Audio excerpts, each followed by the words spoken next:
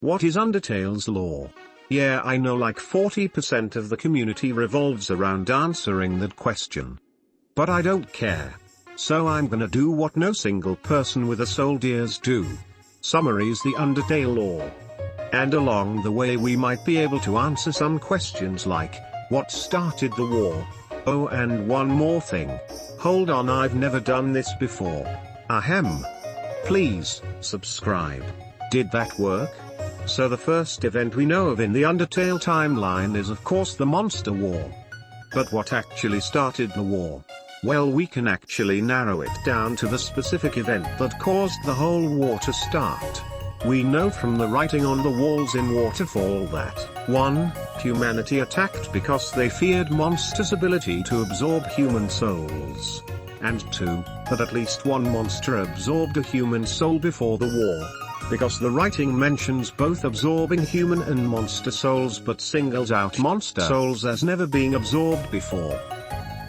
And no, it's not talking about Asriel. When Chara fell, the monsters lived in the ruins, and Chara died in New Home.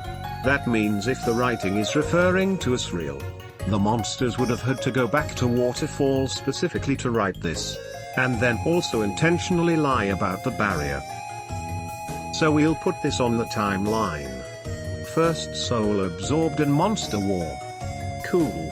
Then absolutely nothing happens for about 10 years, or however long it takes for Asriel to grow up.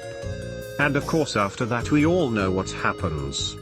The year is 21x. A young child climbs Mount Ebit and falls into the underground, where they're found by Asriel and adopted into his family.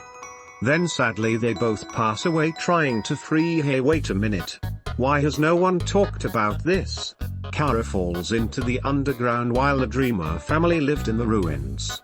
Does that mean Chara was the one who wanted the monsters to get to the surface and pushed them to explore the underground? Or did they just give the monsters hope to do that themselves?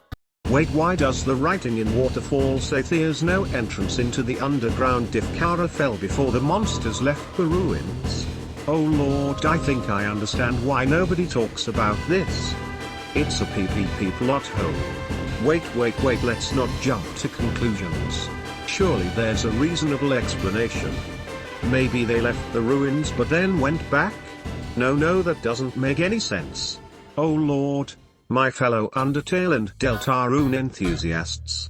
I'm sorry to say, but Toby Fox, gulp, might have made a mistake. Anyway, what was I saying? Oh yeah, they died.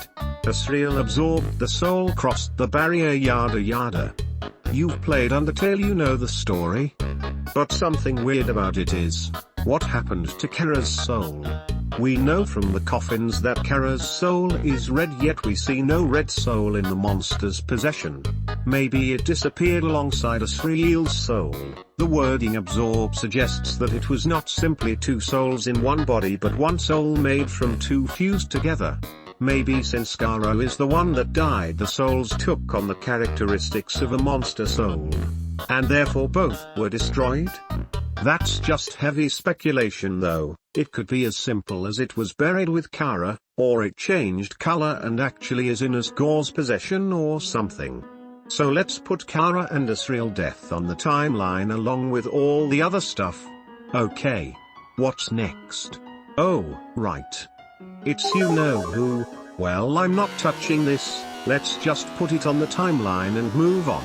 Based on how it took around 10 years for Chara to fall, and a total of 8 children fell over the course of the entire game, I think it's safe to assume that monsters lived in the ruins 80 years ago.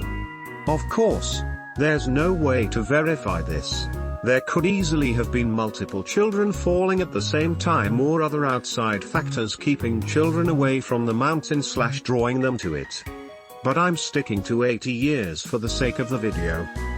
The only thing that really bugs me about it is how Gerson says the Deltarune's meaning is lost to time. I doubt it would only take 80 years for the general population to completely forget what it means. Now that I think about it, that line makes no sense. Gerson, you've been alive since the monsters were sealed underground, and the Deltarune has to have been created after that happened, because why would it depict the underground? Unless monsters naturally lived in caves or something. Or is, quote, lost to time, just your ultra-dramatic way of saying, I forgot lol. Screw you Gerson. Sigh, okay I'm bored, let's do a lightning round. At this point in the timeline most characters we meet in Undertale are born. This is when Alphys is hired. This is when Alphys and Sans work together presumably on that hidden machine.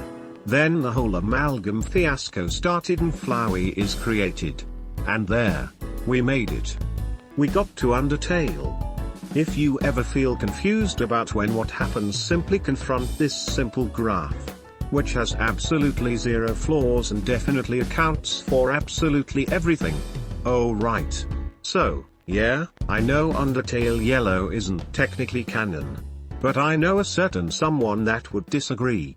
So I guess I'll just put it on the timeline to appease them. Wait. No, I shouldn't have to bend to their will. This is my video. I get to decide. Did someone say yellow? It's my video now. That's right, I've hijacked Madeline's channel to tell you about Undertale Yellow's lore. First of all, this is all wrong. All this stuff actually happened here, not here.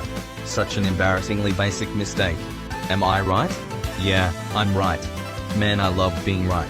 The first event we gotta talk about is the creation of Axis.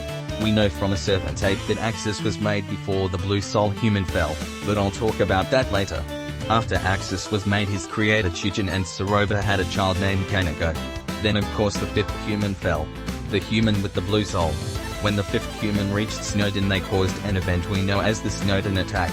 Chujin's entire family and Delph were all present for the event. Apparently the fifth human harmed and maybe killed multiple monsters during the Snowdin attack, which caused Chujin severe paranoia around protecting his family. Chujin ordered Axis to eliminate the fifth human and obtain their soul, which surprisingly succeeds. Chujin documents this in a tape near his grave. After experiencing the Snowdin attack, Delph hid away in the ruins, because he was scared or something? I kinda forgot. Chujin also did some experiments with souls to make boss monsters or something. He dies anyway, so it doesn't really matter.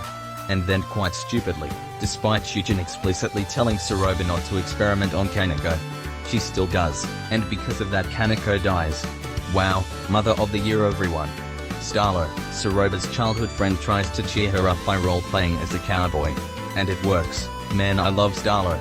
Then Clover, the human with the yellow soul, falls into the underground ready to deliver justice. Man, I love justice. Okay, we're back. No, release me, this instant. There, he's gone now. Oh lord, my timeline. It's absolutely wrecked. Oh, who am I kidding? I'm not doing all that again. Let's just look through it and hope it lines up.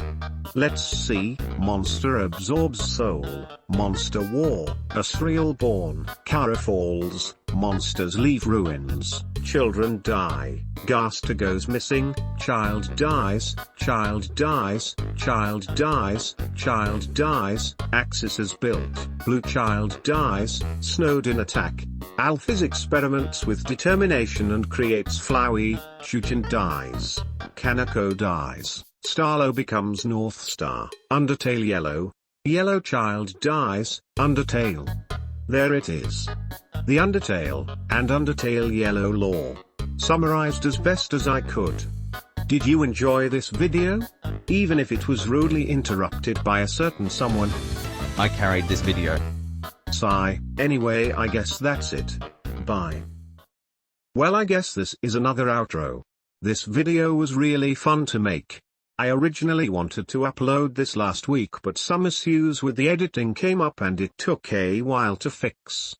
I wonder how my channel is doing? What the fuck?